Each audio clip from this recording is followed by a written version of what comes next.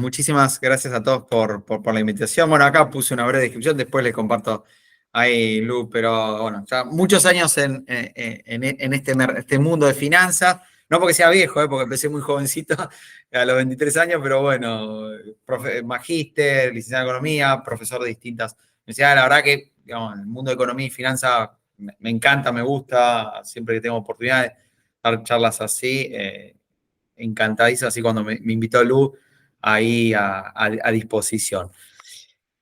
Vamos un poco al motivo acá que nos juntó un poquito, que la idea de lo que yo quería un poco que se lleven de esta reunión es entender un poquitito, digamos, lo divido en 4 partes, ¿no?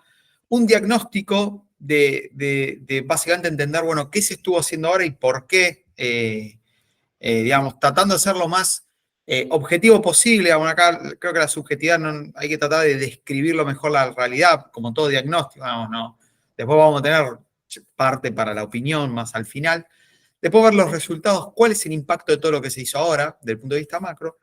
Los próximos pasos, o sea, ¿qué esperamos? Más que esperamos, nosotros no hacemos estimaciones macro, sí nos nutrimos de distintas estimaciones, contar un poquitito qué está esperando los analistas, ahí, por ejemplo, el relevamiento de expectativa de mercado que hace el Banco Central, agrupa más o menos entre 30 y 50 analistas, que está muy en línea con otros que hablamos.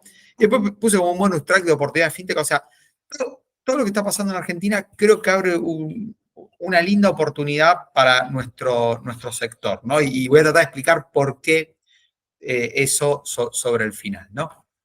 Así que vamos con el diagnóstico, como siempre hay que hacer un buen diagnóstico. Y acá creo que, y esto hasta lo dijo Rubinstein, que era el segundo con Massa, y básicamente dijo, hubiésemos hecho lo mismo que Milei, ¿no? Y es bastante duro, lo dijo antes después.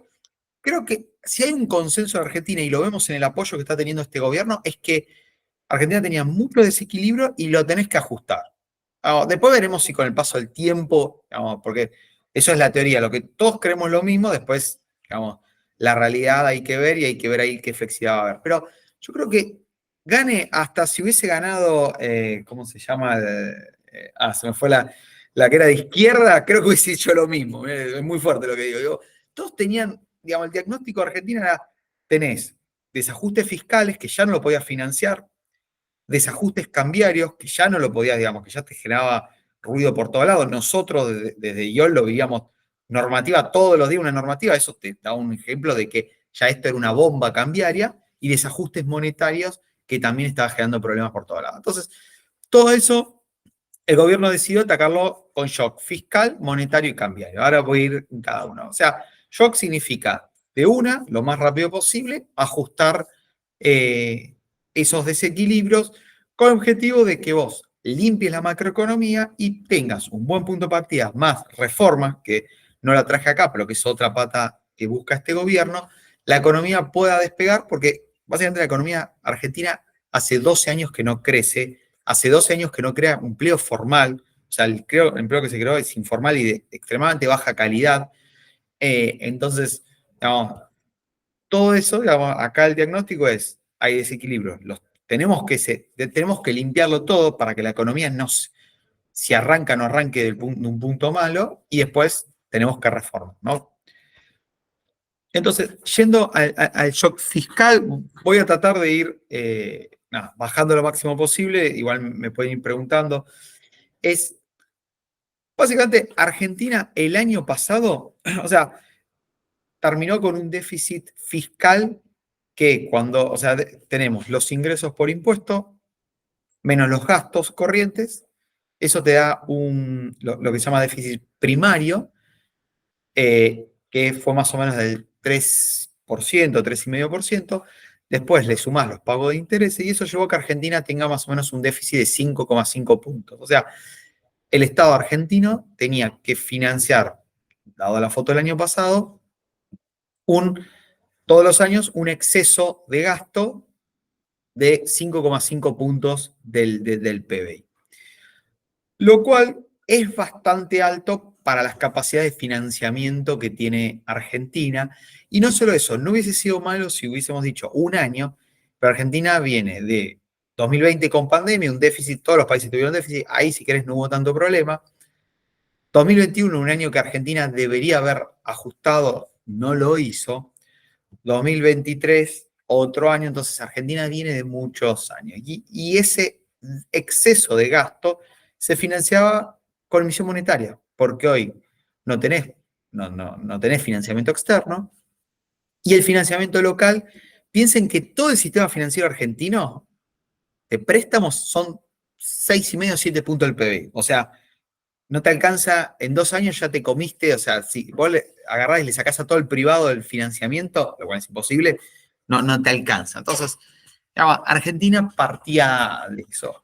Y básicamente acá lo que, digamos, el punto es que el gobierno arrancó estos 2 primeros meses con un ajuste que es fuerte. Fíjense, esto es el déficit, digamos, acumulado, toda la fotito hasta diciembre de distintos años. Por ejemplo, ahí van a ver la del 2023, que bueno, la liñita ahí no estoy localizando bien, pero más o menos es ese 4,9%. Bueno, el primer bimestre, o sea, enero y febrero, que generalmente es bueno estacionalmente desde el punto de vista de fiscalmente para el gobierno, siempre viene teniendo algún leve déficit. Fíjense que casi todos los años tenés algún leve déficit. Bueno, este año vos tuviste un superávit. O sea, primer punto importante, el primer bimestre de los últimos 12 años que tuviste un superávit en el primer bimestre. Y este es un ajuste inédito, digamos, extremadamente fuerte. Inclusive van a ver que es un ajuste extremadamente fuerte a niveles mundiales. Entonces, primer punto donde partimos, vamos a tener una economía, por lo menos viendo los 2 primeros meses, donde, digamos, un sector público que va a poner un freno extremadamente fuerte a la economía y ya cumplió superávit. El objetivo del gobierno es este año que los ingresos menos los gastos corrientes son sueldos, jubilaciones, lo que se llama gasto de capital, obra pública, más los intereses, o sea, toda esa cuenta de cero. Lo cual es un ajuste, como digo, tomando en cuenta la foto del año pasado, casi son 5,5 puntos del PBI. Con lo cual, digamos, el primer objetivo que tenía el gobierno de shock lo logró. Lo logró. Si es sostenible o no, bueno, vamos a verlo al siguiente punto. Ahora, ¿cómo lo logró? Básicamente lo logró lo que se llama licuación. Digamos. ¿Qué es licuar? Es decir, mira, si vos en términos reales, o sea, ajustado por inflación, no sé, todos los gastos debían subir, tomando que yo la inflación, 270%, bueno, gran parte, todos los gastos subieron recontra por debajo. Inclusive hubo gastos que cayeron nominalmente. Entonces, digamos, el gobierno tuvo un éxito, digamos, en su objetivo del primer shock que vimos, el shock fiscal, pero lo hizo desde una forma, si se quiere, que es básicamente digamos, no ajustando nada o ajustando lo menos posible contra la inflación. Observen que los ingresos cayeron en términos reales en este primer bimestre, un 2,5, pero el gasto cayó un 38% en términos reales, o sea, 38% en términos reales. Y de ahí observen que el principal aporte lo hizo jubilaciones y pensiones, que es lo que marca ahí 44%. O sea, ahí tienen, si quieren, cómo se distribuyó el ajuste, el 44% de jubilaciones. Después tuviste lo que es gasto capital, es obra pública, para que identifiquen. Después tenés subsidios, es la tercera línea. Y después tenés gasto de funcionamiento, que es básicamente empleo público, estructura, digamos, todo. Y otros, bueno, que hay de todo. Entonces, si bien el gobierno logró ese objetivo tiene un punto débil que no es sostenible, digamos, que vos licúes constantemente esto, o sea, en algún punto tenés una presión muy fuerte. Entonces, es un éxito, pero como está bien marcado acá, digamos, eso no es sostenible en el tiempo, con lo cual en algún punto necesitas tener que empezar a hacer otras cosas para que se pueda, digamos, no depender últimamente de licuar. Ese es, digamos, el punto. Yo le decía que es un ajuste muy fuerte el objetivo del gobierno. ¿Por qué? Acá les traje una tablita que muestra distintas experiencias. Justo esto es todo info de Fondo Monetario. distintos ajustes, ¿no?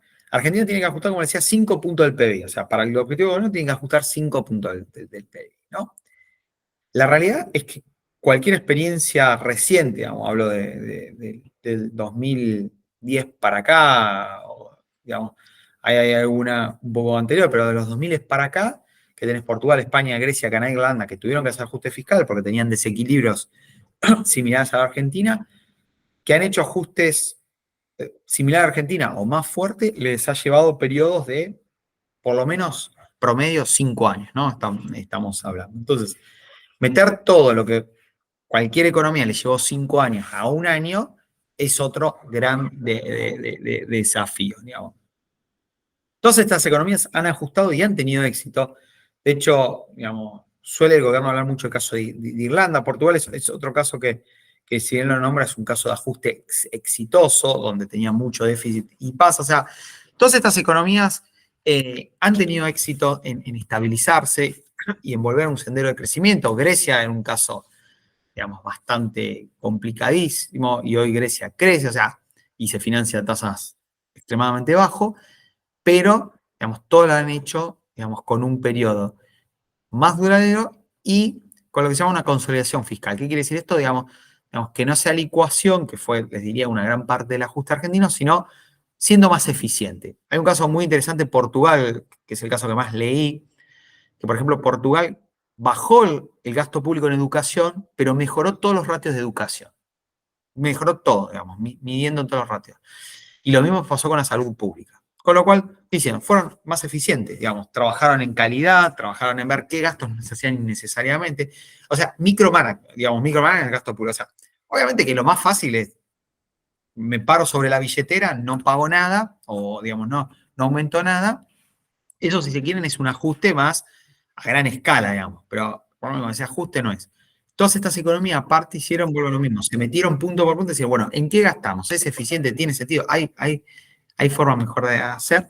Entonces, ese es otro punto, ¿no? Digamos, la calidad del gasto público. De hecho, el Fondo Monetario hizo medio una crítica. Habló de que el ajuste, lo cual ellos, digamos, es más fuerte de lo que pedía el fondo, que el ajuste tiene que ser de calidad, que tiene que considerar los sectores más vulnerables, que tiene que incluir reformas estructurales justamente para que no dependa solamente de licuar. Entonces, hay, si se quiere, acá un punto que es, o sea, como la foto está buena, la foto está buena, digo, con los objetivos que tenías que hacer, creo que acá hay un punto de la dinámica que hay que empezar a plantear de empezar a trabajar línea por línea, lo cual es extremadamente difícil porque acá el sector público, no sé si alguno trabajó en el sector público, yo no, pero me han contado, es un elefante blanco, digamos, pero tenés que empezar a trabajar línea por línea para buscar que sea eficiente y que sea duradera. Entonces, shock fiscal, si quieren a ir poniendo cada cosa antes de pasar al siguiente shock, se cumplió, sí.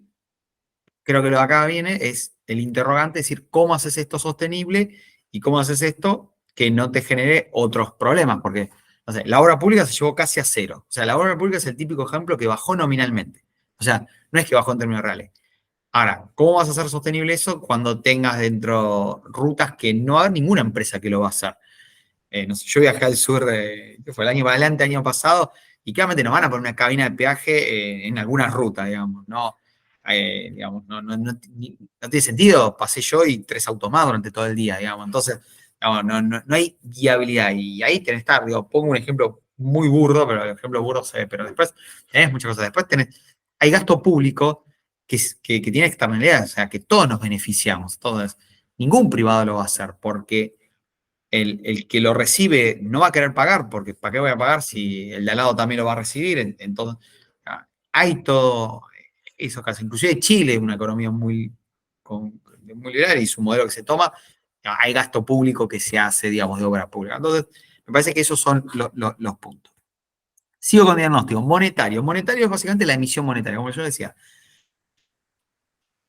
El Banco Central emitía básicamente por dos cosas, básicamente.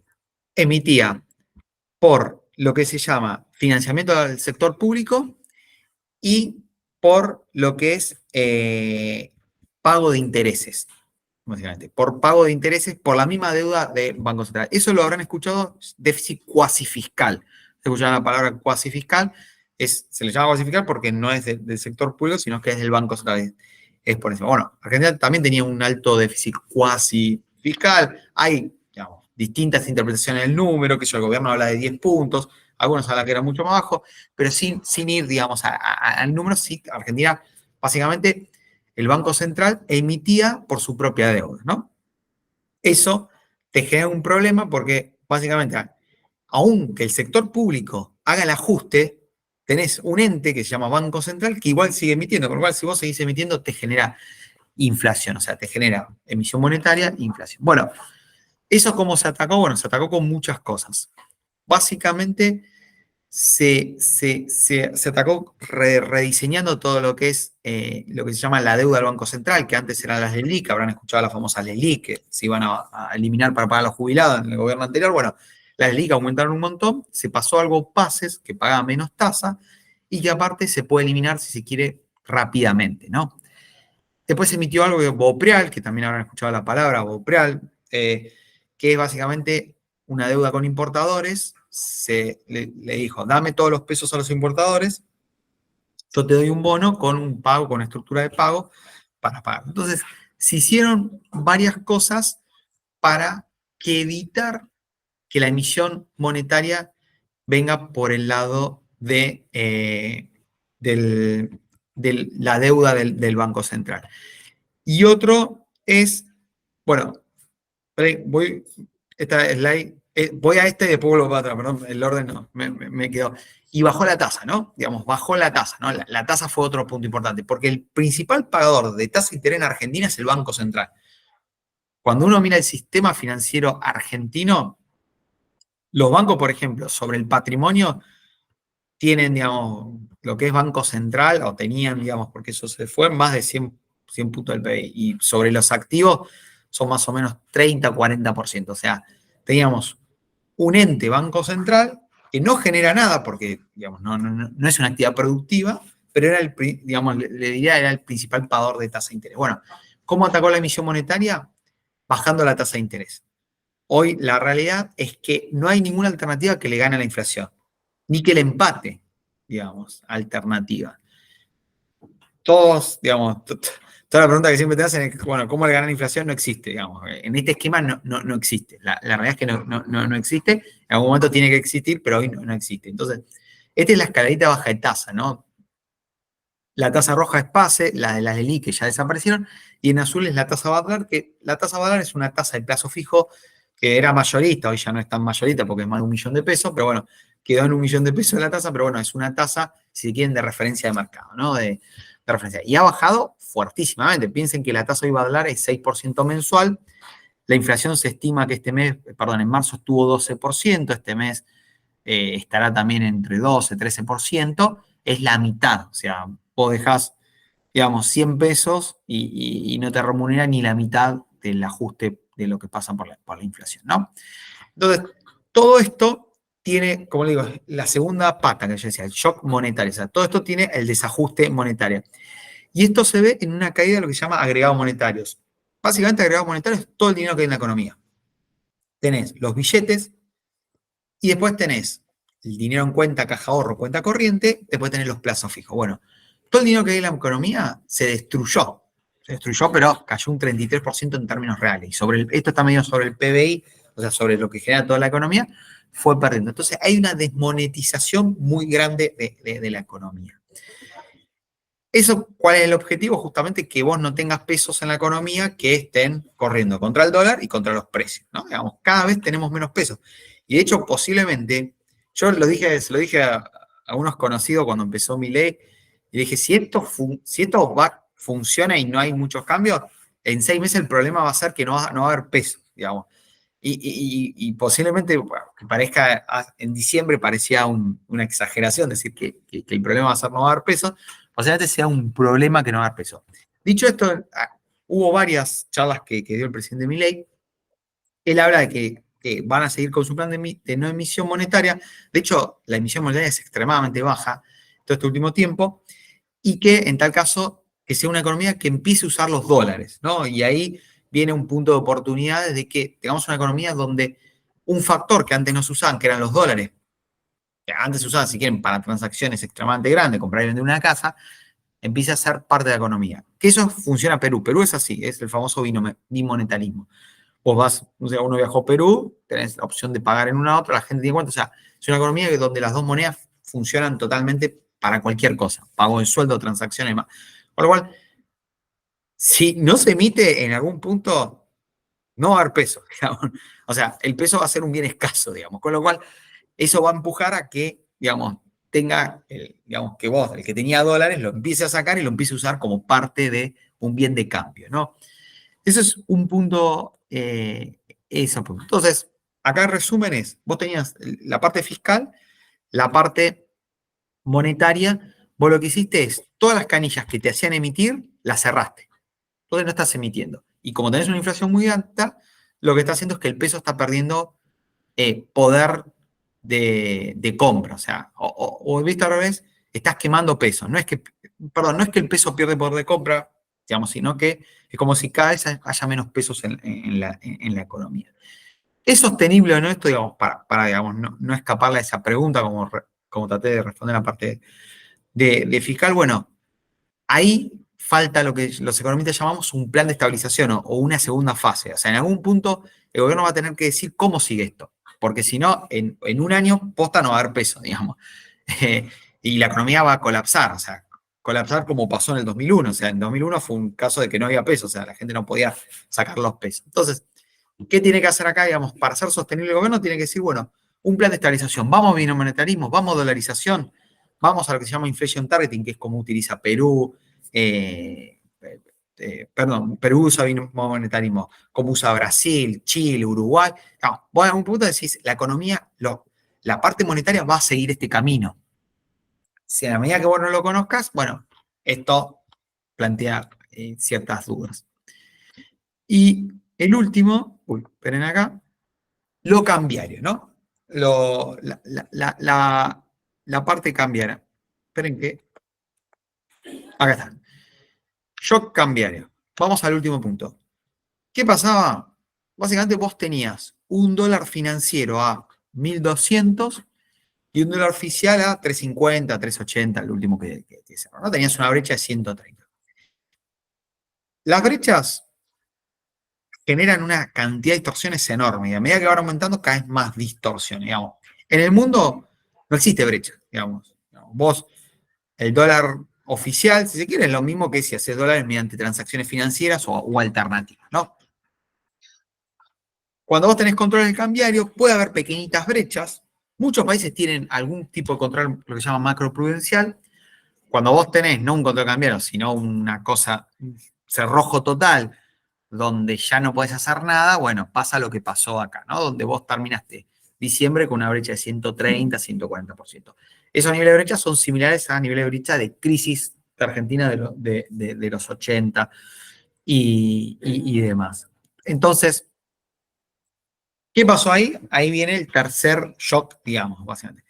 Todo eso te estaba generando un montón de distorsiones.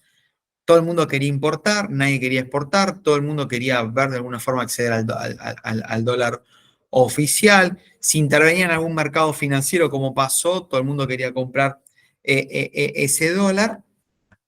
Y eso generó que cada vez tengas que poner más regulación y llegamos a un punto que era imposible las regulaciones, ¿no? Digamos, casi habíamos llegado a un extremo. Entonces, ¿qué hizo ahí el gobierno? Devaluó un 118%. Eso lleva a lo que se llama el tipo de cambio real. El tipo de cambio real, para que lo entiendas, es el tipo de cambio medido como un poder de compra.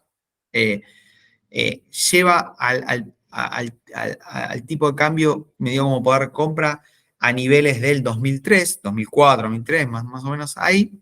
Después con la inflación que tuvimos, cayó obviamente fuertemente. Hoy estamos a niveles altos históricamente. El promedio, por ejemplo, del 2000 para acá es de 945 valores de hoy, y hoy estamos a 860, 865, digamos. Entonces, digamos, básicamente no estás más o menos 9% del promedio histórico. Entonces, acá vino una devaluación muy fuerte, mucho más fuerte que esperaban los economistas. Los economistas, digamos, se esperaba más o menos un tipo de cambio de 650, el tipo de cambio fue a 800, y después lo que hizo fue poner lo que se llama un crawling peg, o sea, una devaluación todos los días diaria lineal del 2%, muy por debajo de la inflación, y eso hace que el dólar en términos reales haya perdido valor, pero que se mantenga extremadamente alto.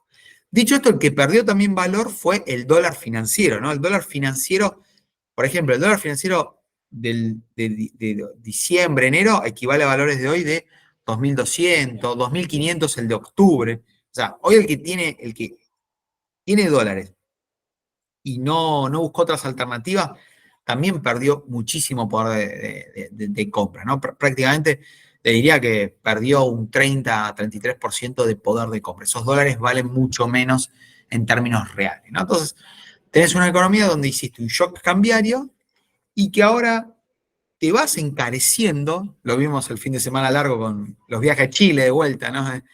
Te vas encareciendo. Hoy, en términos históricos, estás alto, pero no tenés mucho margen. Digo, el dólar, opinión, ¿no? Digamos, viendo ciertas cosas, no tiene mucho margen a volver a dólares. No sé, por ejemplo, en Macri, a valores de hoy, el dólar equivalía a 7,54, a Cristina 8,22. Y si tomás eso es todo el periodo de Cristina, si tomás el último periodo de Cristina, equivalía más o menos a 800, más o menos. O sea, que el dólar, digamos, en estos niveles siga perdiendo contra la inflación, es otro punto, si se quiere, como para empezar a ver la sostenibilidad, ¿no? Digamos, el tipo de cambio tiene que en algún momento acomodarse, porque si no, en 6 meses vamos a estar todos, digamos, volviendo a generar, digamos, un montón de demanda de productos dolarizados. Ahora, más allá de ese punto, generó cierto éxito, sí, porque le permitió al Banco Central acumular 12.000 millones de dólares. O sea, desde la devaluación del 13 de diciembre para acá compró 12.000 millones de dólares, solo vendió 3 ruedas, lo cual la realidad es que si uno mira ser histórica, es muy exitoso de esa parte, y le permitió, perdón, la reserva neta, no, la tengo más adelante, lo vamos a ver más adelante, como parte del impacto, recomponer las reservas netas, o sea, recomponer lo que se llama el poder de fuego del Banco Central, ¿no? Que era no solo no era nulo, sino que era negativo, o sea, el Banco Central debía dólares y hoy ya el Banco Central prácticamente no debe ningún dólar. No obstante, parte de la compra de dólares que se hizo tiene que ver con que el diferimiento de las importaciones. En este sentido, los importadores tuvieron, digamos, pudieron importar, pero no pudieron acceder al pago de dólares. Con lo cual, ahí también hay un puntito, como si se quieren, un punto ahí. Entonces, antes de pasar al resultado, el diagnóstico es, si uno dice el check que tenía que hacer el gobierno, que era ajuste fiscal, ajuste monetario, ajuste cambiario, ¿los cumplió? Sí, los cumplió. Digamos, el check es, ok, los cumplió. Foto de acá adelante. ¿Es sostenible? O sea, ¿es algo que sin hacer nada lo vas a estar cumpliendo? Bueno, en los 3 puntos, como creo que dejé bien claro, son signos de interrogación. El fiscal, porque en algún punto digamos, vas a tener que empezar a hacer un Estado eficiente y no un Estado donde deja de pagar todo. En lo monetario, porque digamos, en algún punto digamos, vos vas a necesitar tener tasas que le empaten o le ganen la inflación y vas a tener que empezar a decir, che, los pesos, ¿a qué velocidad va a haber? Digamos, o si no es peso, usamos los dólares, bueno, avísame, usemos los dólares. Pero vas a tener que decir algo porque si no la economía se va a sobreajustar y la parte cambiaria, básicamente vas a tener que empezar a dejar que el mercado cambiario fluya. Hoy las regulaciones, sinceramente, cambiaron muy poco. Y lo vemos en la SALIC también, va. Por lo menos nosotros vemos que digamos, se liberaron algunas cositas, pero la principal es que tenés que sacar los dólares y volverlo a entrar. No lo puedes hacer. No puedes comprar más de 200 millones por día en lo que es PPT, o sea, el segmento de operaciones con precio público. Entonces, desde el punto de vista de eso, no podés hacer, digamos, hay un montón de regulación. Entonces, en la medida que vos tengas que liberar, le va a poner ese signo, o sea, esa sostenibilidad en la parte cambiaria está. Entonces, los ajustes se cumplieron. Lo que hay que empezar a redefinir estos 3 ajustes para que empiecen a hacer algo más sostenible. Eso, si se quieren, es el diagnóstico. Ahora vamos a ir un poco cómo impactó en la macro. Antes de ir, ¿alguna duda? ¿Consulta? ¿Algún término que dije que que no se entienda. Muy claro por ahora, gracias. Súper, súper claro. Bueno, excelente, gracias. Me preguntan, igual después hacemos ronda de preguntas. Vamos al resultado. O sea, ¿qué impacto tuvo en las variables macro, ¿no? Las principales variables que vemos los economistas. Bueno, la primera es la brecha cayó, la brecha era de 130, 140%. Esa brecha generaba una enormidad de distorsiones por todos lados, ya la hacía insostenible. Bueno, luego de la devaluación y parte de cierto anclaje en lo que fue el tipo de cambio financiero, la brecha bajó, llegó a tocar casi el 7%, después subió un poquito, tocó el 40%, hoy estamos en nivel de 20%, que es un nivel de brecha extremadamente manejable. Obviamente hay que ir a cero, pero para ir a cero tenés que levantar las restricciones. Pero con las restricciones que hoy tener una brecha de 20% es un nivel de brecha súper positivo. Desde ese lado, digamos, el primer impacto es bajó una de las principales fuentes de distorsiones de la macroeconomía, que era la brecha cambiaria. El otro punto, ¿cuál fue el otro impacto? Bueno, la inflación alta. Vos devaluaste, liberaste muchos precios, estamos viendo ahí en la discusión de las prepagas, pero liberaste muchos precios de la economía, pero no liberaste la economía, digamos. Una cosa es liberar precios, otra cosa es liberar la economía, ¿no? Son dos cosas. Y aparte venías de una emisión monetaria muy fuerte los últimos meses del gobierno anterior. El gobierno anterior emitió como 2 billones de pesos entre todos los planes que hizo y todo lo que anunció, la baja de impuesto a ganancia, por ejemplo, dejó un agujero enorme, agujero a las provincias que le daba plata al Estado. O sea, los últimos meses del gobierno anterior fue de extremada emisión monetaria, porque básicamente lo que hizo fue aumentó el gasto y bajó el ingreso. Entonces, eso, liberación y devaluación, bueno, te generó que tengas una inflación. El último dato, febrero, el viernes, mañana vamos a conocer marzo, del 276% anual, que es el nivel más alto de 1990, que venías de una hiperinflación, ¿no? Con lo cual, en términos de inflación, estamos en un nivel extremadamente alto. No obstante, la realidad es que luego del pico del 25% que tuviste en diciembre, la dinámica de inflación empezó a bajar. Hoy está, febrero fue el 13,3, 13,2. Se estima que marzo estará en el rango del 12%, 12,5%. El gobierno habla más de cercano al 10%, pero bueno, no estaremos más o menos en ese rango.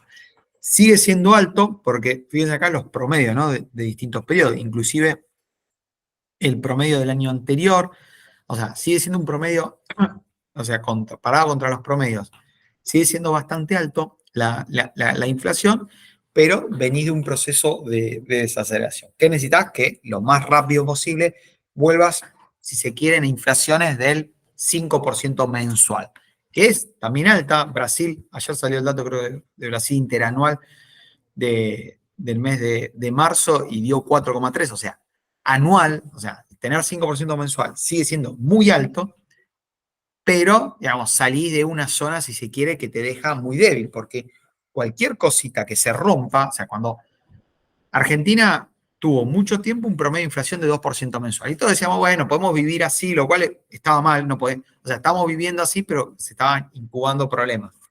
Después pasamos un escaloncito más, 3. Pero después no es que pasamos a 4, después ya pasamos a 5, 6, 7, 8. Entonces, la inflación, y esto la historia te lo muestra, no es que va subiendo a poquito. Digo, cuando vos estás en un nivel, el siguiente nivel no es un cachito más, es muchísimo más. Entonces, Argentina tiene que por lo menos rápidamente volver a una inflación mensual del 5%, y después de ahí tratar de ir a lo más cercano posible a volver a inflación en algún momento que sea de un dígito anual, ¿no? Porque si no, siempre vas a tener un problema ahí incubando. Ahora vamos a ver las proyecciones que está esperando el reglamento de expectativa de mercado, pero tenemos una inflación que quedó muy alta, pero desacelerando. Algo interesante, este gráfico lo saqué de Cogo, si alguno vio a Pagni el lunes, lo mostró y me pareció muy bueno. Pero, digamos, por más que la inflación esté bajando, tenés distorsiones enormes, ¿no? Este gráfico lo hizo Cogo, Marina Folleto, que te muestra que toma del 2018 para acá, o sea, la inflación acumulada, El RIPTE, que es básicamente el promedio, digamos, el salario privado, pero no es privado, sino asalariado que cobra, aumentó 1.500% del 2018 para acá. El dólar oficial aumentó 2.145, el dólar financiero 2.500, con lo cual del 2018 por acá tenés salarios extremadamente bajos con respecto al dólar, pero la inflación también estuvo por debajo, porque la inflación fue del 2.500%, con lo cual tenés en términos reales. Ahora, vos tenés muchísimas cosas que aumentaron mucho más que el salario, la inflación, el dólar oficial, dólar financiero, ¿no? Ejemplo, todo lo que es electrónica, muchos alimentos, muchas bebidas. Y hay otras cosas que están extremadamente atrasados, todo lo que es servicios, o sea, pero no solo servicios públicos, educación, digamos, todo lo que tiene componente salarial está extremadamente atrasado. Entonces, acá te planteo un desafío, porque la inflación está alta, está desacelerando, pero la parte de precios relativos es un problema para solucionar. Porque, ¿qué pasa? Fíjense lo de las prepagas. Está mal, digo, no quiero defender las prepagas, no, trabajo en una LIC, no en una prepaga, pero la verdad es que lo que tendría que haber dicho la prepaga es, che, mirá, creo que está por acá las prepagas, estaba por una parte, bueno, esto tiene en cuenta los últimos aumentos, pero aumentó 1.900 del 2018 para acá. Ahora, si vos excluís los últimos aumentos, estaban muy por debajo inclusive del aumento salarial. Entonces, lo que uno se debería haber explicado es decir, che, esto aumentó. El problema es que si todos los que están rezagados quieren aumentar de golpe, bueno, tenés un problema. ¿Cómo debería funcionar la economía? Que algunas cosas aumenten y otras cosas bajen. Pero la realidad es que los precios en términos nominales son rígidos a la baja. Eso está recontra mostrado en la economía. Entonces, el del supermercado, ojo, no es el problema del supermercado, digo, el de la góndola no te va a bajar 35%. ¿Acaso te pone una promoción y cuando la necesite la sacará? Pero no te va a bajar nominalmente. Pero vos tenés hoy una economía que tenés precios que quedaron acá arriba, un montón de cosas que si querés están ahí no muy lejos de la inflación, salarios que están por acá abajo y un montón de servicios que están muy por debajo. Entonces, como cierres eso, es un punto bastante importante. Entonces, tenemos una economía que tiene precios todavía muy distorsionados. Y ahí me parece que es digamos, no es un impacto, es un impacto de lo que se hizo, porque con el shock y la liberación, vos tuviste las prepagas que dijeron, bueno, yo quiero cerrar ese gap, lo quiero cerrar rápido, porque no sé qué va a pasar. Y lo quisieron cerrar rápido, subieron 140% las prepagas en 6 meses. Ahora, el problema que se empezaron a encontrar es que, claramente, digamos, no hay ni bolsillo ni empresa que lo aguante, digamos, en el sentido de las que absorben el costo, digamos. Entonces, chocaste ahí. Ahora viene electricidad, gas, y todo eso todavía no tiene en cuenta el aumento del gas. Tenés un tema ahí. Y después va a venir la duda de los salarios, lo estamos viendo, bueno, hoy no hay colectivo, el salario, digamos, va a poder quedar debajo de ahí. Bueno, son algunas cosas que si quieren lo dejo como puntos de pregunta, porque no tengo la respuesta, sinceramente. Pero digamos, claramente no es sostenible salarios recontra bajos en ningún sentido. Después vimos entonces inflación como impacto de estos shocks, la economía cayendo. La economía ya venía en diciembre cayendo, enero te va a estar dando caída, febrero te va a estar dando caída. Me adelanto un poquito, pero este año se espera que la economía caiga un 3,5%. Entonces, básicamente un impacto que tuviste es una economía cayendo. El año pasado la economía cayó un 1,5%, menos que lo que se esperaba, porque lo que vos tuviste es como una economía que se le dio esteroides por todos lados. Se permitía importar, aunque no hubiera dólares, mediante swap de China, se trataba de dar gasto público. Entonces, si bien la economía del año pasado cayó mucho menos de lo que se esperaba. Entonces, parte de la caída del año pasado se pasa a este año, más los ajustes. Es una economía que este año, digamos, posiblemente la tengamos bastante en recesión. Después vamos a ver las proyecciones ahí cuánto. Los sectores, son datos a enero, porque es lo que dispongo del INDEC, pero, digamos, los sectores que estuvieron creciendo en términos interanuales de enero es agricultura, minería, salud, enseñanza, bueno, esos son sectores, digamos, pero si quieren más minería, agricultura, minería, que estuvo cayendo construcción, industria, comercio, bueno, digamos, tenés un claro contrapeso, ¿no? Y si queda ahí, no vamos prácticamente nada de todo este ajuste, ¿no? Pero claramente, dos sectores y esos sectores, digamos, ciertos sectores más exportadores que crecieron en enero y sectores, perdón, más que dependen mucho más de la economía doméstica que cayeron fuertemente y van a caer fuertemente. Eh, Veía un dato, despacho de cemento en términos mensuales, fue el dato más bajo, o sea, hubo menos despacho de cemento que la pandemia, o sea, que en abril del 2020, o sea, para dar un impacto, o sea, y todavía hay muchos números que ahí no se vieron. Otro impacto es que obviamente todo este ajuste te va a generar superávit comercial, o sea, más exportaciones que importaciones. Eso te va a permitir recomponer reservas, las reservas estaban negativas, o sea, ¿qué significa reserva negativa? Que el Banco Central usaba dólares que no tenía que usar, típicamente de los depositantes, los depósitos. El que dejaba los dólares en el banco, esos dólares en realidad están en el Banco Central. Y el Banco Central lo que hizo, los usó para pagar importaciones. Bueno, la dinámica actual te lleva a que hoy en día ya vayas prácticamente a reservas negativas netas cero. O sea, neta porque se limpia un montón de cosas que el central no puede disponer. Entonces, eso es positivo porque es muy difícil, digamos, que la economía funcione si no tenés un banco central que le debe plata a todo el mundo, ¿no? Entonces, posiblemente el objetivo de acá con la cosecha se va a cumplir, ya tengas un banco central que compre dólares. Recuerden, compró 12.000 millones de dólares en los últimos 3 meses y esa compra de dólares te lleve a que prácticamente ya no debas dólares. Después vas a tener que juntar dólares, sí, vas a tener que juntar dólares porque necesitas dólares. El Banco Central necesita como respaldo dólares, pero digo, arrancás de un punto mejor.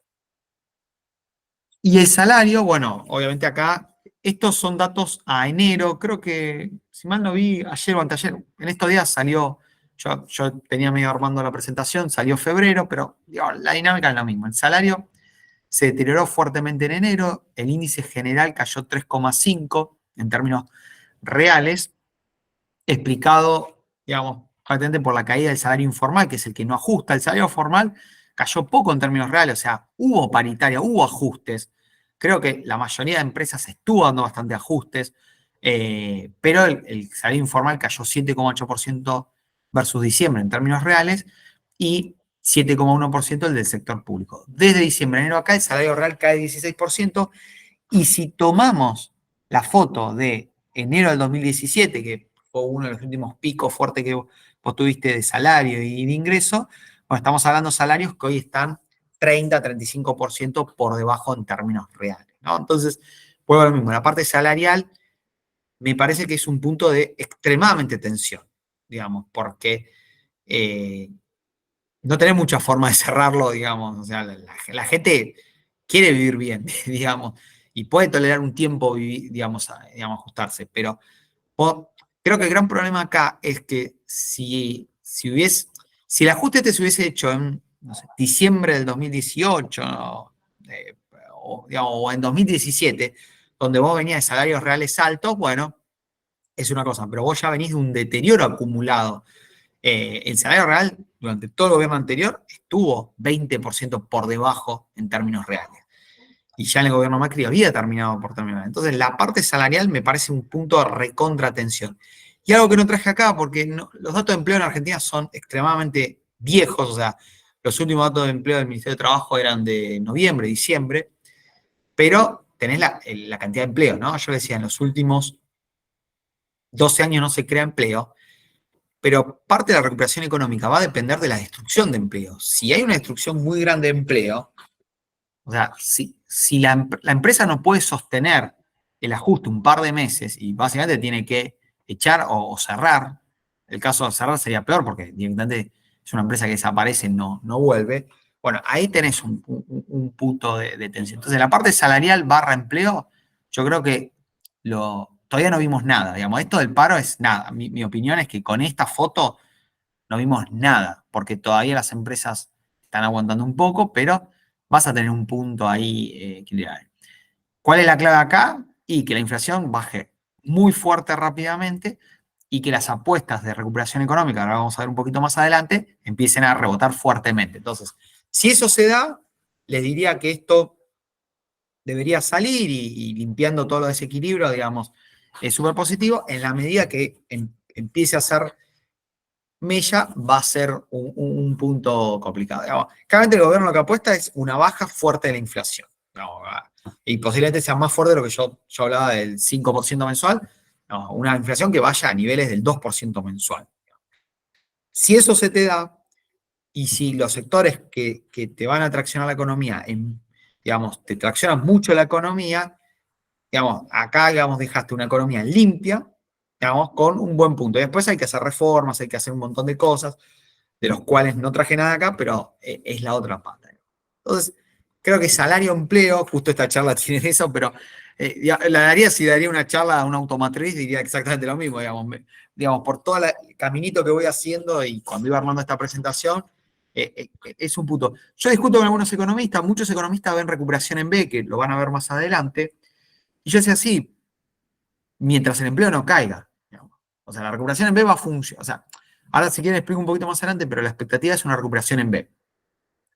Recuperación en B significa que el salario le empieza a ganar la inflación. O sea, si los ajustes siguen, el salario le empieza a ganar la inflación. Lo que pasa es que eso tiene una premisa importante, que el empleo no se deteriore. Digamos, el P por Q, digamos. Estamos viendo el P, pero que el Q. Y hoy muchas estimaciones de economistas no están viendo el Q. Digamos, no están viendo el empleo. Entonces, creo que ese es un punto importante. Expectativa, bueno, un poquito hablé, esta la paso un poquito rápido porque ya fui hablando bastante de expectativa. Acá tomo el REM, pero está bastante en línea. Grupo Superville, el área de research, que es el área que tomé mucha de esta info, que me junté con ellos, yo trabajaba ahí también, así que, y estuvimos interactuando sobre esta información, ven una foto muy parecida, entonces me parecía mejor traer el REM. Ven la inflación bajando, 12,5 esperan el dato que vamos a conocer pasado mañana. Y después ven toda una dinámica bajando inflación, septiembre 6,2, digamos, o sea, volver a pre-agosto 2023. Creo que fue en julio del 2023, creo que la inflación fue 6,3. O sea, volver a ese nivel de inflación, que es alta, o sea, no es baja, es alta, pero volver, si quieres, a un nivel preinflación. Y después se proyecta que este año la inflación interanual, o sea, diciembre del 2024 contra diciembre del 2023, termine en 190%, en el 2025 termine en 55% y en el 2026 termine en 29%. Fíjense que son iguales niveles de 2 dígitos, ¿no? Yo le decía que Argentina tiene que ir lo más rápido posible a una inflación de 1 dígito. Según los economistas, por lo menos hasta el 2026 vamos a tener inflación por arriba del dígito. Entonces, expectativa es que el sendero de deflación siga bajando fuertemente.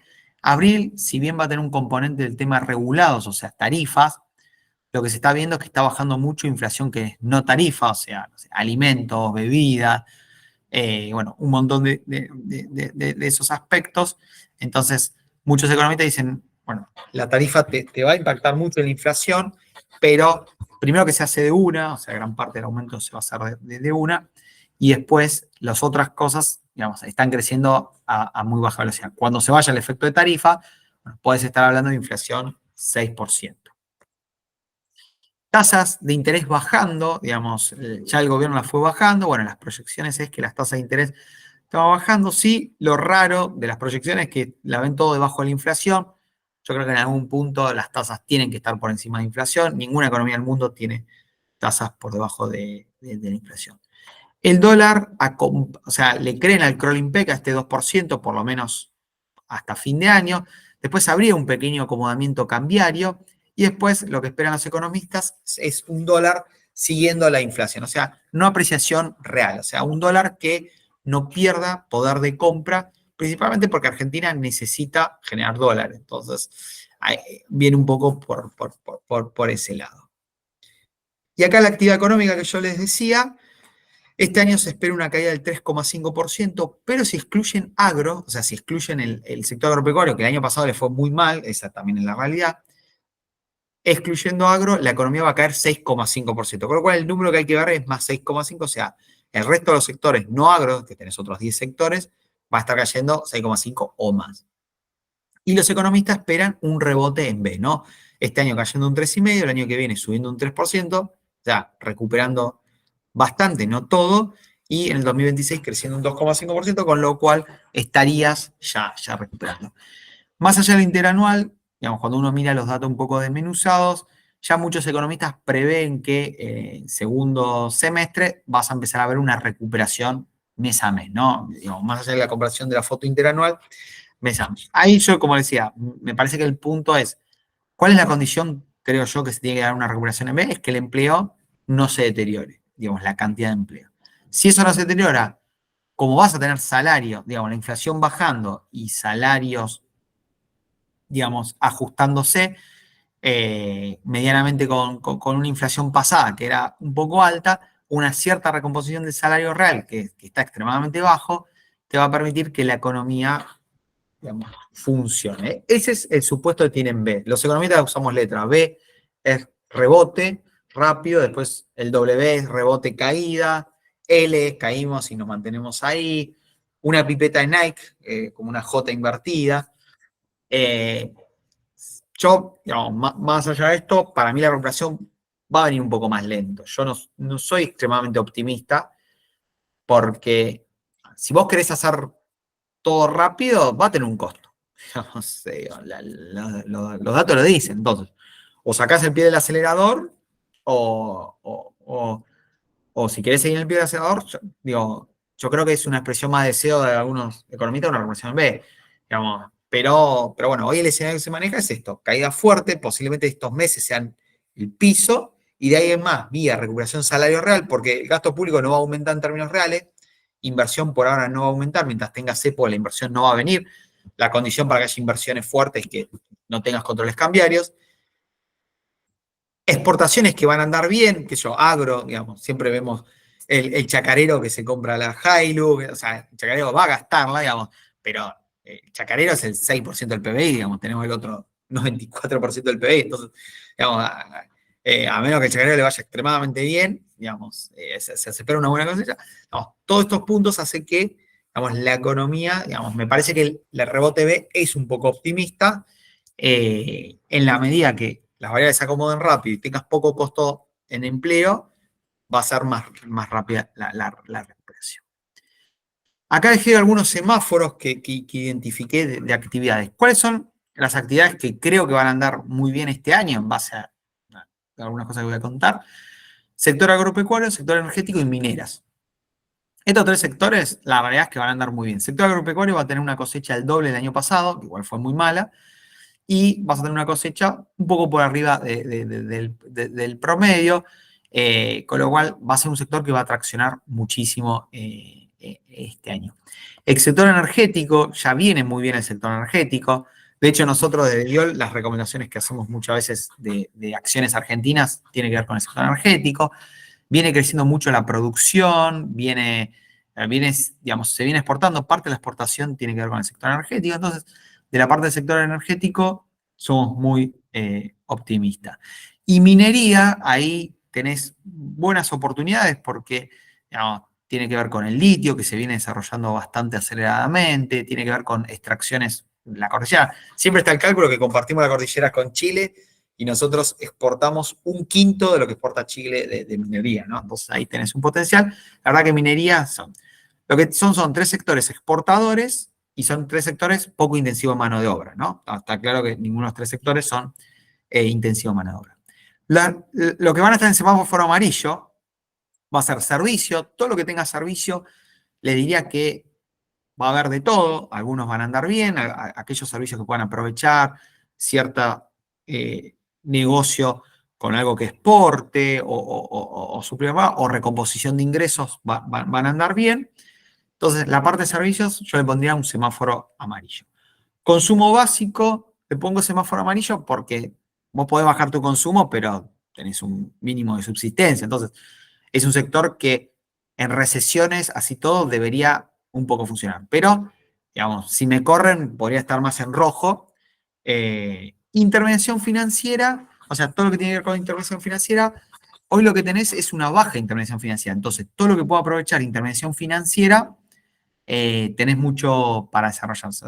Hoy tenemos una economía con muy pocos préstamos, empresas muy poco endeudadas, entonces, a medida que vayan apareciendo las oportunidades, la demanda y se pueda ir subiendo esa demanda, intermediación financiera puede andar, digamos, bien, no verde, pero amarillo. ¿Cuáles son rojos? Los sectores que, digamos, es muy difícil que le escapen a una recesión, y le diría recesión aguda. Industria en general, digamos, cualquier rama industrial, va a estar muy complicada. Construcción, la construcción tiene dos problemas, no solo la obra pública, sino que el costo de construcción medido en dólares se duplicó. Parte del boom, no sé, en mi barrio yo no entendía por qué seguían construyendo, aunque no le vendían a nadie, ¿no? Y cuando empecé a investigar los números, tiene que ver con que el costo de construcción estaba muy bajo, y aunque bajaba el valor del departamento en dólares, empezaba. Bueno, lo que pasó ahora es que el costo de construcción se duplicó en dólares, básicamente. Hay un grafiquito muy bueno ahí de reporte inmobiliario que se duplicó. Entonces, la construcción, y yo le decía, tuviste despacho de cemento nivel más bajo desde la pandemia. Entonces, la construcción tiene un problema muy grave. Todo lo que tenga que ver con construcción, hay que tratar de mirarlo lo más lejano posible, en el sentido que uno sí le presta servicio, ¿no? Y consumo discrecional, bueno, si no tenés ingreso, bueno, vas a comprar para comer, pero, qué sé yo, restaurante, no sé, ciertos servicios que son los lujos que uno se puede dar, turismo, todo lo que es consumo discrecional, bueno, me parece que va a estar entonces, digamos, ahí no sé si alguna duda ahí antes de ir, ya estoy cerrando igual, pero digamos, lo que vos tenés es que las primeras medidas tuvieron su impacto que se esperaba, o sea, inflación subiendo, recomposición de reservas, caída de actividad, digamos, nada de eso era no esperado, o sea, digamos, ningún economista puede decir, che, esto, no, o sea, si vos haces esto, iba a producirse esto. Las perspectivas hacia adelante son optimistas, pero me parece que hay que empezar a hacer doble clic en estas cosas, ¿no? Digamos, la actividad económica como un todo no va a crecer, hay que ver qué sectores uno apoyarse más, apoyarse menos, el tema del salario, el tema de que la inflación baje más fuerte, o sea, creo que la noticia mejor que podemos ver es que la inflación baje fuerte. Cuanto más rápido baje la inflación, te va a permitir, si querés, sacar un poco la pata del acelerador. Entonces, en este sentido, digamos, la recuperación en B se va a sostener y en esto, ¿no? En que inflación bajando y que no haya destrucción de empleo. ¿Consulta? ¿Duda? Bueno, y lo último, algunas cosas interesantes, lo puse acá como oportunidades que cambios puede haber, porque de declaraciones y cosas que está haciendo el gobierno, me parece que se abre oportunidades para el sector, ¿no? Que pertenecemos nosotros, de la fintech. Entonces, traté de resumirlo en un slide como en tres puntos, más allá de la macro, ¿no? Porque esto es la macro, digo, que obviamente es súper relevante, digamos, pero como una mirada más a futuro sobre el sector, ¿no? Un punto interesante es la competencia tradicional. Hoy justo antes de acá, perdón, tuve una charla con una empresa, otra LIC que es del interior, vino a Buenos Aires, estábamos charlando, y me decía una palabra que me gustó: los bancos se van a tener que reinventar. ¿Cuál fue el negocio de los bancos los últimos, le diría, 6, 7 años? Tomar la plata de la gente y prestársela al Banco Central. Después se la empezó a prestar al Estado, pero hoy ni el Banco Central ni el Estado van a tomar más plata. Entonces, hoy tenemos un sistema financiero extremadamente poca penetración, con lo cual no es que estás compitiendo en un sistema financiero que está en el mejor momento de la innovación. O sea, los bancos tienen que empezar a ver los negocios tradicionales. Yo trabajé en banco 15 años, hablo con gente del banco, me dice, tenemos que desempolvar de cómo es prestarle a una empresa. Pues no nos acordamos, porque no prestamos. No había Prefi, que Prefi son los financiamientos de exportaciones, porque básicamente no lo hacíamos. Entonces, hay una baja penetración del sistema financiero. Yo creo que los bancos, conociendo a los bancos, van en el foco de los negocios seguros, básicamente compañías, o sea, digamos, las compañías grandes, esas compañías, los bancos van a ser los primeros que van a activar el andamiaje. Entonces, vos tenés una competencia con, si querés, segmento tradicional, que no partís de un punto de que los bancos están acá arriba, sino que los bancos tienen que resolver cómo volver a ser bancos. Lo cual, para mí, eso es súper positivo, digamos, el sentido de la competencia con nuestro segmento fintech. Ese es el primer punto. Blanqueo. Hay un artículo de blanqueo que suma jugadores no tradicionales. Entonces, yo veo al gobierno muy pro de que no quiere que haya alguien que tenga el negocio. El blanqueo de Macri era específico que la plata blanqueada tenía que quedar en el banco. Acá abre la posibilidad de que vaya al mercado de capitales. Súper positivo. Esto es, digo, visión de largo plazo, para salir un poquito de la macro. Mercado de capital como financiamiento. Hay una entrevista de Bloomberg que dio Milei, que es muy claro. Él dice, él no quiere un sistema financiero como el que hoy tenemos en Argentina. ¿No? Él tiene más una banca que se llama Banca Simon. No hay mucha experiencia, pero básicamente dice, el banco, si quiere ser transaccional, que sea transaccional. Pero el financiamiento que vaya al mercado de capitales. Entonces, en la medida que las fintechs tengamos la capacidad de unir el mercado de capitales con la gente, de diferentes formas, puede ser el crowdfunding, o sea, no hablo del mercado de capitales, o sea, podamos hacer algo, unir, me parece positivo. El gobierno creo que tiene eso en su cabeza, lo dijo en una entrevista, y lo de blanqueo me hace pensar que lo tiene eso, o sea, quieren un mercado de capitales, o sea, no quieren a los bancos prestando a largo plazo. ¿Por qué? Porque al prestar a largo plazo a los bancos te genera riesgo de banco. Entonces, y si vos no querés intervenir y querés un banco central que se va haciendo más chico, necesitas que los bancos no sean más grandes. Entonces, no hay mucha de ahí. Entonces, eso me parece que está bueno. Y puedes venirse una reforma financiera. Entonces, creo que ahí tenés un espacio enorme, enorme para competir. Y de regulación, los nuevos jugadores de negocios tradicionales, ejemplo, SUBE, ¿no? Digo, pongo el ejemplo de SUBE. Pero no solo SUBE, el pago de sueldos. Entonces, más allá de la macro y la discusión macro, digamos, quería terminar con esta reflexión, nada, que lo vengo como, vieron, atando los cabos, digo, lo vengo escuchando, lo vengo viendo y también hace tiempo vengo leyendo qué tiene en la cabeza este gobierno. Después hay que ver si lo puede hacer o no, pero viene dando algunos pasitos, digamos. La SUBE me parece un ejemplo clarísimo. Pierre Pavaro lo felicitó, digamos, dice, bueno, saco a Nación, que encima cobraba carísimo, que no tenía sentido, no se lo dé a los bancos, tampoco se lo dé a los bancos, que el que quiera competir que venga a ofrecer un servicio. Entonces, se lo podría haber dado a los bancos, por ejemplo. Entonces, me parece que estos puntos, competencia tradicional, o sea, los bancos se tienen que volver a ser bancos, con lo cual están en una desventaja enorme. El blanqueo, el tema del mercado de capitales como financiamiento y la regulación, en ciertos nichos, me parece que abre una oportunidad. Entonces, el gobierno tiene una mirada a un sistema financiero donde la transacción quede separada de los financiamientos, sumado a reducido el sistema actual, abre una oportunidad enorme a la fintech. ¿No? Me parece que más allá de la macro, quería terminar ahí con un poquito de reflexión, ya que todos pertenecemos al segmento fintech.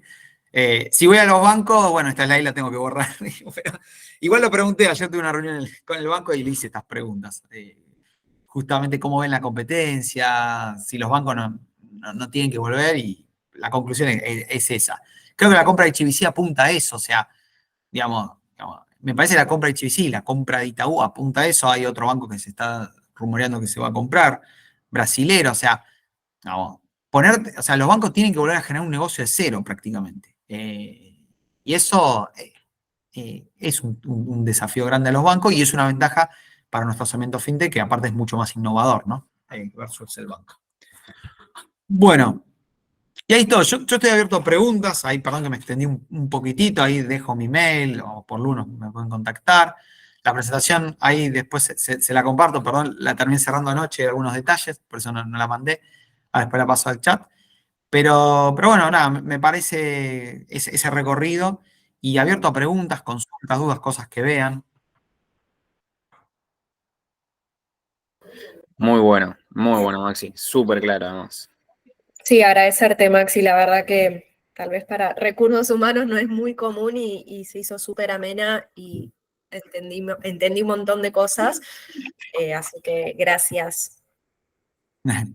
Creo que ahí, si querés como visión Y a Lu, obviamente, también. de servicio que voy demandando recursos humanos, creo que estas cosas son necesarias, ¿no? Entender el contexto, digamos. Está bueno, después obviamente está el experto, te explica, no tener un área de people o recursos humanos que se ponga a hacer la parte macro, pero creo que, cuando Lu me dijo, le pregunté varias veces qué quería que lleve, porque digo, ¿qué llevo para el temario?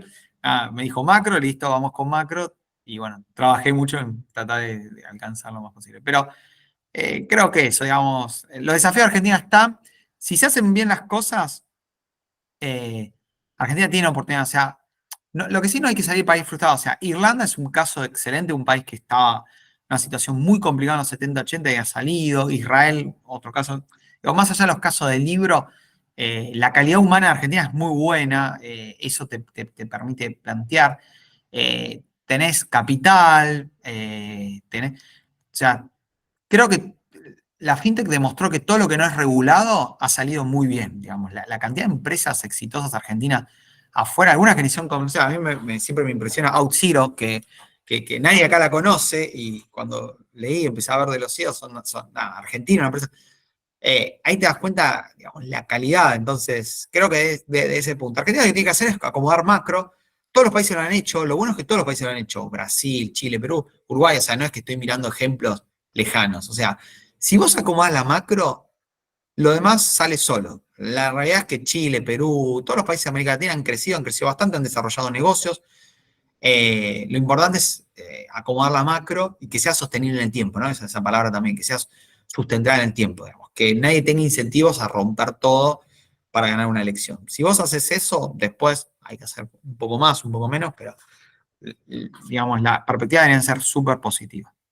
Gracias, Maxi. Bueno, Ahora que veo muchas cámaras prendidas, sacamos una fotito y vamos con la segunda parte. dale, Así, yo me quedo acá y ya me bajo Lu, así sigo ahí. dale, sacamos una foto y ya vamos con Fede. Esperen que saco la José. presentación.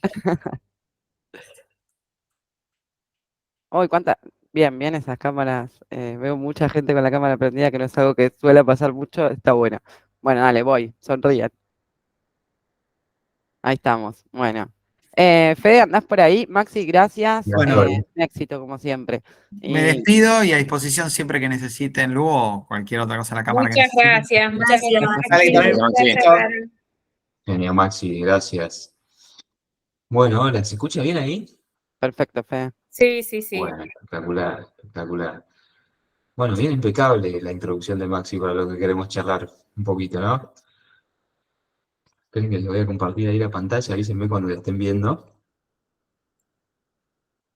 La idea es conversar un poquito sobre este tema de la compensación en dólar. Sé que muchos de ustedes tienen en sus compañías algún split o toda la compensación o alguna parte del variable atado a esta moneda y bueno, como decía Maxi, la realidad del que cobraba todo en dólares o el que cobraba una parte en dólares se empezó a devaluar, ¿no? Por lo menos, lo escuchaba alguien que decía por lo menos 30-35%. Capaz que pueda ser un poquito más.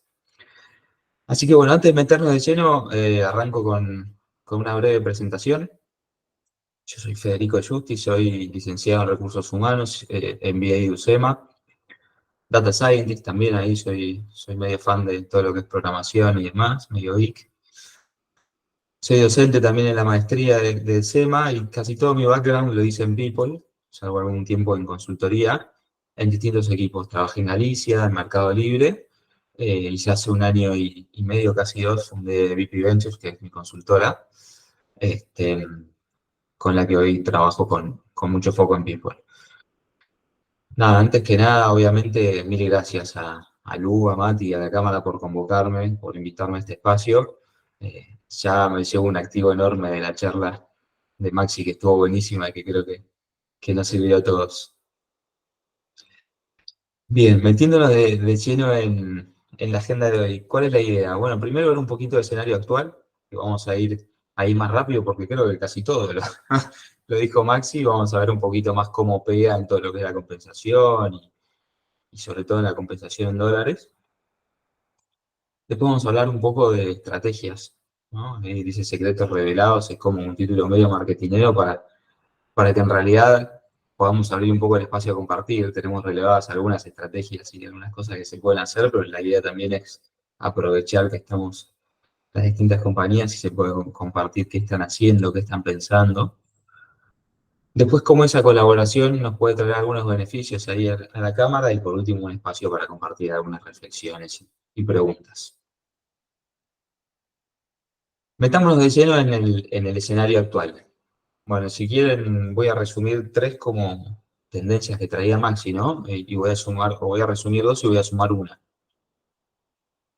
La encuesta TISA de Mercer, que es la que releva los incrementos salariales proyectados para Argentina, proyecta por lo menos entre 196 y 204% de ajuste para este año. La inflación proyectada va alrededor del 2,27%, por lo cual, nada, ya sabemos que las empresas están planeando estar un poquito por debajo de la inflación los ajustes, o al menos eso es lo que transmiten a la consultora. Después hay que ver cómo se reparte eso, porque este es un parámetro general, ¿no? Ahora bien, ¿qué pasa con la inflación interanual? Si miramos de febrero a un año para atrás, 276%. Si miramos el dólar MEP, que por ejemplo es uno de los cambios que se usa, que por lo menos utilizaban muchas de las personas que cobran su compensación en dólares, el interanual de febrero a febrero es 158%. O sea que ahí ya tenemos una diferencia enorme. No es ese solo 30-33% que decía Maxi, tal vez en algunos momentos, y dependiendo cómo te agarra el tipo de cambio, puede llegar a ser hasta un 40% y más. Entonces, ¿qué pasa? Claro, la gente empezó a perder el que cobraba en dólares y el que tiene una parte de su compensación en dólares empezó a perder poder adquisitivo. O sea, me alcanza para menos de lo que me alcanzaba antes, ¿no? Eso en un contexto un poco recesivo o muy recesivo, bueno, generalmente no genera demasiados movimientos más que malestar, porque nadie quiere contratar. Pero ¿qué pasa si esto después se empieza a reactivar? Y eso es un poco de lo que va la cosa. Entonces estamos un poco por ahí en una paz armada, ¿no? Digo, para poner un nombre ahí como dramático, que no es tan dramático. Tenemos como por ahí la gente que tiene su compensación en dólares medio a la espera y empezando a mirar para el mercado, ve que en el mercado no hay grandes movimientos. Y sí me gustaría preguntarles a ustedes y a sus compañías, si quieren pueden poner una reacción con un dedito, ¿están contratando más allá de reemplazo? O sea, ¿alguno está contratando por crecimiento? A ver si ponen ahí las reacciones en el chat. Bueno, está repartido, te digo, ¿eh? Hay más sí que no, me parece. Bien, espectacular. Espectacular. Este es un sector que tiene mucho, como decía Maxi hace un rato, de la experiencia de los sectores no tan regulados, o por lo menos no tan intervenidos, y eso hace que siempre hayan oportunidades de crecimiento. En general hay otros sectores que están con un hiring freeze total, y si quieren que recién ahora están cerrando sus planes de contrataciones para este año, ¿no? Entonces, obviamente, bueno, eso hace que la gente no se mueva tanto. ¿Y qué trae como consecuencia un escenario así, o qué puede traer como consecuencia? Si esto se reactiva, obviamente la rotación, ¿no? Es lo primero que vemos siempre. Bueno, nada, la gente se empieza a mover, la gente que tiene, o las compañías que perdieron competitividad en términos de compensación, empiezan a perder talento. Pero hay uno de los puntos que es un poco más complejo, que es el talento crítico. O sea, la gente que yo quiero que se quede en mi compañía, se empieza a ir. Y no digo que la gente que no quiero que se queda, porque obviamente todos los que están en sus compañías, o la mayoría, seguramente ustedes quieren que estén ahí, pero aquellos que son críticos, que nos mueven el negocio, que nos dan vuelta realmente la ecuación, y son los primeros que van a conseguir laburo en otro lado, cuando estén buscando. Sobre todo cuando las oportunidades son pocas y el empleador se da el lujo de elegir, y se da el lujo de elegir entre muchos, ¿no? Eso es lo que pasa en contextos más recesivos. Entonces ahí empezamos a tener un problema que es de calidad de talento, más que de cantidad de gente que se va. Esto después se va a traducir un poco o a la vez en paralelo, en dificultad para atraer gente. Por esto que decíamos, bueno, el que sabe que tiene oportunidades, va a poder elegir dónde trabajar y va a poder elegir. Y si yo no soy competitivo en mi compensación, y bueno, no me va a elegir, y claramente. No es un momento donde realmente cualquier oportunidad que aparece es un oasis en el desierto, pero sí es un momento en el que todavía no hay grandes movimientos, por lo cual esto va a ser un poquito más lento si quieren, ¿no? Y por último, creo que uno de los puntos más difíciles de revertir, que es el impacto en marca empleadora. O sea, no hay nada peor que la mala publicidad del que se va y dice, me fui de tal compañía porque me pagaban mal, o sea, me congelaron el sueldo hace un año, y mi sueldo se cayó a pedazos, o estaba en dos procesos a la vez y la verdad que me pagaban mucho más en una empresa que en la otra, y al final terminé optando por esta. Bueno, eso termina siempre repercutiendo en marca empleadora y es difícil de remontar, ¿no? Es un laburo bastante del día a día para los que están en marca empleadora, seguro lo tienen recontra presente, que es casi como un community management, ¿no? Que hay que tener. Es un employer branding que es terrible el laburo que demanda. Así que estas son posibles consecuencias. Ahora bien, planteado esto, ¿no? ¿Qué podemos empezar a pensar y qué podemos hacer? Y acá creo que sí, va a estar buenísimo escucharlos un poquito. Hay distintas estrategias y si quieren podemos usarlo como bimodales y pensar siempre en esta problemática de pérdida de la competitividad de compensaciones en dos tiempos. Un plazo corto y un plazo largo, ¿no? Siempre luces bajas y luces altas.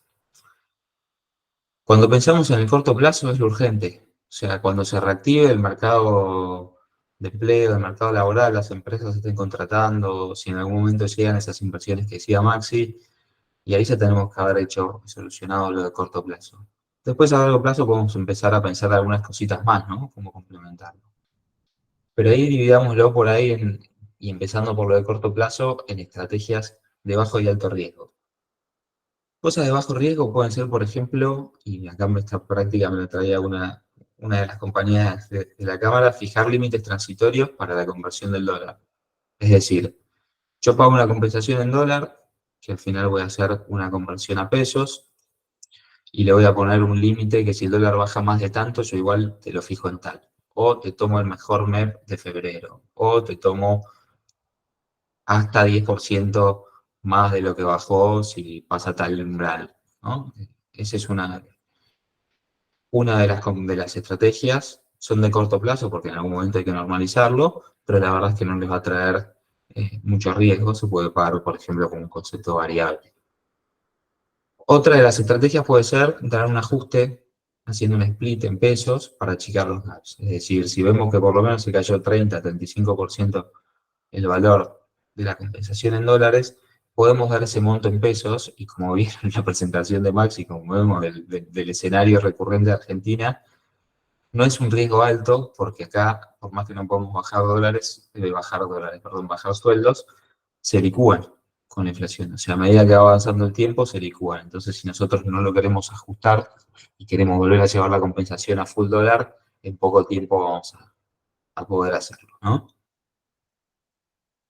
Después de más alto riesgo está pensar en tocar cosas del Employee Value Proposal, estos que son los beneficios, propuestas de becas, acompañar con alimentación, supermercado, nafta, alguna cuestión que bien esté.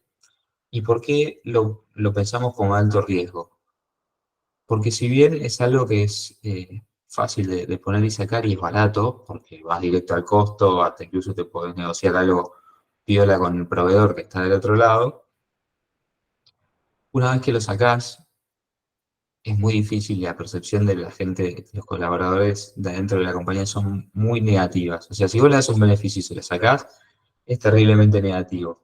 Sí vimos mucho, y tuve clientes que lo hacían, acciones puntuales mensuales. Por ejemplo, este mes vamos a hacer una acción especial con supermercado tal y tenés tal guita para ir a comprar, ¿no? Y así, y que sea algo realmente significativo y vas paliando un poco, es un paliativo, ¿no? Es un paliativo del mientras tanto, las diferencias y los gaps que puedan surgir. Otro de las estrategias puede ser un pago puntual de un concepto extraordinario en pesos para achicar los gaps. Por ejemplo, fue más o menos 30-35%, pasaron 3 meses, bueno, el cálculo por 3 y te pago eso como un concepto extraordinario. Me parece que el riesgo no solo es de contingencia laboral, o sea, en un juicio laboral es algo que puede empezar a tener complicaciones, sino que además para el momento de una indemnización puede ser un tema que te complique, para las compañías públicas pagar un variable no es tan fácil, explicar de dónde sale ese variable, que en teoría tiene que ser atado a resultados o aprobado por un comité de gobernanza y compensaciones, bueno, tiene como otras complejidades que son realmente riesgosas. Pero antes de pasar a las de largo plazo, ahí me gustaría escuchar si implementaron algo de esto, si les resuena y qué están pensando ustedes, ¿no? Como también para aprovechar el espacio para compartir. ¿Qué ideas? Hola Fede, un gusto. Hola, Meli. Recién este año voy a tener un caso en dólares, pero de familiares o amigos que tenían ya desde hace algunos años. Tuvieron, o sea, muy buenas épocas, por decirlo así, y bueno, ahora están con esto, que bueno, en el caso de familiar directo, trabaja para afuera y no hay oportunidad que le den en pesos o que se lo aumenten porque se rigen por la situación de Estados Unidos. Así que justo me decía, o sea, estoy ganando un palo menos que hace un año, pero bueno, me dijo, no me puedo quejar porque en ese tiempo ganaba muy bien. Está buenísimo, Meli. Está buenísimo lo que traes porque para la gente que trabaja para afuera un poco pasa eso. Eh, lo que para mí es muy crítico para ustedes, como compañías de acá, si pagan en dólares, es que no se trata por ahí de un tema de, viste, de, bueno, tuve las buenas y ahora tengo las malas, sino que el mercado laboral, sobre todo el talento crítico, se mueve muy rápido. Entonces, una vez que lo perdiste, como duele, cuesta recuperarlo.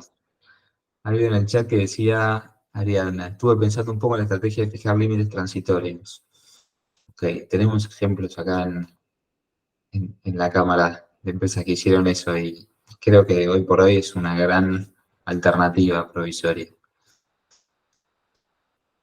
¿Alguien más estuvo pensando algo similar o algo totalmente distinto? Por eso Nosotros en ION fuimos también por el límite a la conversión. Ya lo habíamos charlado, Fede, pero bueno, lo comparto con los demás. ¿qué serían los límites transitorios? ¿Querés contar un poquito tu experiencia, Lu? Sí, le pusimos un piso al dólar como para que mientras que siga bajando no afecte la conversión para pagar los salarios que se calculan en dólares pero se pagan en pesos. Entonces, al ponerle un piso, nada, frenamos un poco esta bajada que está teniendo. Sí, ahí obviamente es una posibilidad que tienen por ahí los que hacen la conversión, ¿no? Si tu compensación es full dólar y es full afuera y dejas en manos del colaborador lo que haga con ese dinero y ese está perdiendo. Es más parecido al caso que contaba Mary, el que cobra afuera, ¿no? Y ahí hay que pensar en otra, o un split, bueno, nada, ahora vemos también las de largo. Tema aparte va a ser, que no quiero meter, que siempre parezco la piedra en el zapato, pero ahora, ¿qué va a pasar con ganancias, no? Porque también tuvimos como un veranito, por decirlo de alguna manera, de octubre a la fecha y ahora se vuelve un poco para atrás, pero bueno, es algo que nos excede totalmente, ¿no? Meli, trajiste el tema para la próxima reunión, me No, parece. no, igual no, Mati, ahora no. está- Desde diciembre estoy con este tema, pobre, ya a mí ya no. Absolutamente, no, sí, es un temor, Meli. Lo bueno es que le va a impactar a todas las empresas de Argentina por igual. Por lo menos no vas a tener una fuga de talento por pérdida de competitividad directa. Capaz que sí más globalizada, pero ahí es un sector más chico. Bueno, nada, y sí pensando un poquito por ahí en estrategias más de largo, digo, una vez que paliamos la urgencia y que no vamos a tener una fuga de talento y la gente va a estar desesperada en cuanto se reactive, ya mandar un currículum, podemos pensar sí por ahí en indexaciones mixtas, que vendría a ser, por ejemplo, mezclar, no sé, yo tengo mi compensación full en dólares, doy los ajustes por inflación de Estados Unidos, por ejemplo, anualmente, pero además tengo una tasa entre la relación peso-dólar, o la relación IPC-peso-dólar, o la relación IPC y el índice de salarios del sector de Argentina. No hay problema, Mica, suerte. Eso vendría a ser una indexación mixta que se puede pensar y se puede crear y se pueden definir cláusulas límites. O sea, las empresas que ya están súper maduras se definen como hasta escenarios muy extremos. Nada, yo creo que es una industria muy dinámica y que no hace falta, pero que bueno, son cosas que se puede pensar. La otra es dejar siempre un split, ¿no? Y compensar una compensación mixta. Y bueno, yo voy a tener un porcentaje de compensación en pesos y otro porcentaje de compensación en dólares. Hay empresas más agresivas. Yo tengo un cliente que lo que hace es da parte de su compensación en RSUs, que son como acciones restringidas, que se cobran mensualmente y después anualmente, algunos también lo tienen en RCUs, y eso está atado siempre al valor de la acción y al valor del dólar. Y encima les pone como un acelerador, que si vos elegís eso, como no tenés el cash, vas a cobrar más RCU bueno, nada. Son distintas como estrategias de compensación mixta que se pueden ir adoptando. Y después tenemos un laburo que se puede hacer y es súper interesante en todo lo que es Long Term Retention Plans y después esquemas de compensación variable súper agresivos, con vestings a 1, 2, 3, 5, 6 años, que un poco lo que te genera es que en estos momentos, que por ahí son medio transitorios de incertidumbre, y la gente esté un poquito más engaged, ¿no? ¿Tienen en general planes de long term en sus compañías? También ahí les pido una reacción en el chat, como para saber y tener un pulsómetro en el chat o una reacción ahí con las manitos del coso.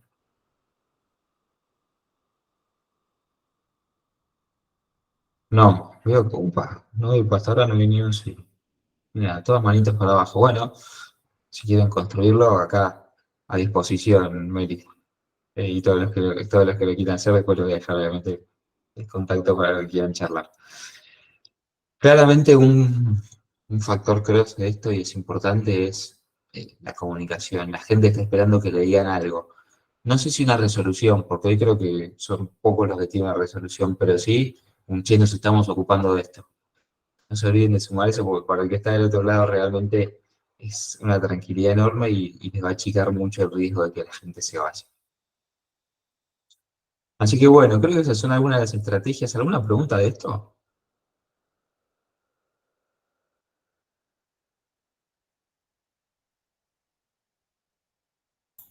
No, por ahora. Bien, genial. Avanzamos. Bueno, uniendo fuerzas un poquito, ¿no? Esta es una invitación a colaborar, a seguir colaborando porque están acá, porque hoy son parte de esta cámara que creo que trae un montón de cosas buenas. Y sí, yo acá me pongo a disposición con Lumat y todo el equipo de la cámara para propiciar estos espacios que creo que pueden servir un montón. El primero tiene que ver con todo lo que son bench de mejores prácticas, de estructuras y de compensaciones. Sé que a veces nos cuesta un poco sobre todo el tema de compensaciones, pero no crean que la gente, a veces nos queremos convencer de que es mejor no compartir la información por un tema de competitividad. No crean que la gente no le manda un WhatsApp al que está del otro lado y ya sabe cuánto cobra y al final los que no sabemos somos nosotros y ellos saben todos. Entonces, ahí está bueno poder tener esos espacios. Otro que tiene más que ver con trabajar sobre estándares, indicadores, digo, más allá de todo lo que es indicadores comunes, rotación, no sé, talento crítico, desarrollo de gender y demás que se puedan manejar en la cámara y en la industria. Está bueno pensar en cosas que son puntuales y ustedes las puedan apalancar. Y ahí cuentan conmigo. Digo, crecimiento de la compensación versus otros sectores, podemos pensar en la aceleración de talento versus otros sectores de la industria. Bueno, creo que está bueno porque también les da a ustedes una presencia y un atractivo de marca como compañía fintech que está súper interesante. Después espacios para crear. A mí esto me encantaría y si lo quieren hacer también me pongo súper a disposición, que es creemos e inventemos compensaciones que puedan ser piolas e interesantes para este sector. Es difícil hoy innovar mucho en lo que es compensación, pero ustedes tienen una una industria que es súper dinámica, que tiene muchas regulaciones en algunas cosas, pero que en otras tiene mucho espacio para generar y para crear y tiene mucha potencialidad, así que nada, abiertos a eso. Y lo último, el planteo de problemas comunes. Creo que también hay invitación tanto de la Cámara como mía como consultora a poder coordinar estos espacios y decir, bueno, si hay problemáticas que nos traen, como la de ganancias, Meli, buenísimo, buenísimo el tema, generemos estos espacios para pensar ahí algunas soluciones conjuntas. Así que nada, como para ir terminando y resumiendo, fui un poco rápido en la parte del escenario porque creo que Maxi ya había dejado todo bastante sentada en las bases. Pero el tema importante es si tienen parte de su compensación en dólares, la gente está perdiendo plata. Está perdiendo, le alcanza para menos. Hoy por ahí lo están mirando y lo están sintiendo y lo están activando, pero en cuanto el mercado se empiece a mover y empiezan a haber oportunidades, el talento crítico sobre todo y los que nosotros queremos que se queden, se van a empezar a ir y después se van a ir los demás si no hacemos nada al respecto. Es un país complejo, es un escenario complejo, no sabemos si el rebote va a ser en B, si va a ser en J, como decía Maxi, o de qué forma va a ser, pero sí tenemos que estar listos para ese rebote, que no nos agarre desprevenidos, que no nos agarre con lo que nos cuesta y nos duele que se vaya la gente, que no nos agarre con una fuga de talento. Así que ese es un poco el resumen de esto y ahora sí les abro el espacio de preguntas, comentarios. Les dejo ahí, obviamente, por si no la tienen ahora y les surge después, mi teléfono, mail, hay un QR para que puedan agendar. Y si les pregunto, nada, les abro ahora el espacio, no sé si les quedó alguna duda, si quieren que profundice en algo de lo que pasé. Fui un poquito rápido por lo que les contaba, pero si hay algo que quedó, nos metemos ahora con el Zoom.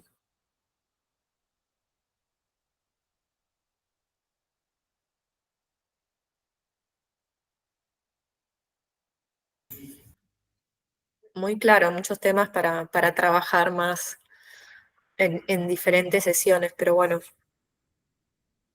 Muchos temas, sí, Meli, tal cual. Tal cual. Y ahí un poco, retomo que nos quedan unos minutitos, lo que preguntabas del long term, Meli. Nada, creo que es un programa que está bueno cuando tenés, que vos planteas un incentivo de largo plazo, por ahí con un vesting, o sea, que se va cobrando durante ese plazo con diferentes puntos de cobro, que puede ser, por ejemplo, a 5 o 6 años, y muchas veces está compuesto por una parte del valor de la acción de la compañía, si es una compañía pública u otros objetivos que sean de valor para la compañía, y la otra parte como un garantizado por objetivos concretos, ¿no? De la posición. Sí, como Entonces, retention clave. claro. Entonces, a medida que va pasando ese vesting, se puede como recalibrar y vas teniendo ese variable. Y bueno, obviamente, al que lo va a cobrar ahora el año que viene o está por cobrarlo dentro de 4 meses y espero poquito. Y siempre lo mismo para el otro año, son en general muy atractivos. Bueno, si no hay más dudas, no hay más preguntas. Dejar la presentación y si quieren prender las cámaras les saco una foto igual que antes. Y aparte de eso, me parece que estamos arrancando con mesas chicas de trabajo. Creo que varias cosas de las que hablaste podemos llevarlas a esas mesas chicas que estamos generando, de compensaciones, de people en general, de selección y demás. Si bien no hablamos hoy de selección, me parece que son temas como para hacer el doble clic en esas mesas de trabajo que estamos generando y obvio los que se quieran sumar están súper invitados. Perdón, Mati, que me metí, pero lo relacioné con eso. No, está impecable, Lu, y era un tema que iba a también compartir. Voy a dejar el formulario de inscripción de vuelta. Yo calculo que entre la semana que viene ya vamos a empezar a ir asignando a los participantes a las mesas de trabajo. Así que vuelvo a compartir el formulario por si alguien no lo tenía, que se pueda anotar. Y la semana que viene ya vamos a estar empezando a agrupar a esos perfiles por mesas de trabajo, exactamente. Bueno, sonrían que les saco una foto. Así nos dejamos. Está bueno que avise, ¿viste? Porque después se sube una y uno hace zoom y dice, qué mal salí, así que está bueno que avise. Me quejé en la reunión anterior, por eso me estoy encargando. Ahí voy. Estamos. Qué grande, Lu. Bueno, muchísimas gracias por este espacio, por compartir, Mati, Lu, mil gracias por la invitación, un placer. Me encantó también la charla de Maxi, que ya creo que ya se bajó, pero si no, mil gracias, Maxi. Y bueno, espero que nos veamos pronto a disposición para cualquier duda, pregunta, lo que surja respecto de la compensación y cómo navegamos este tiempito. Muchas gracias por el Gracias. espacio. Un placer.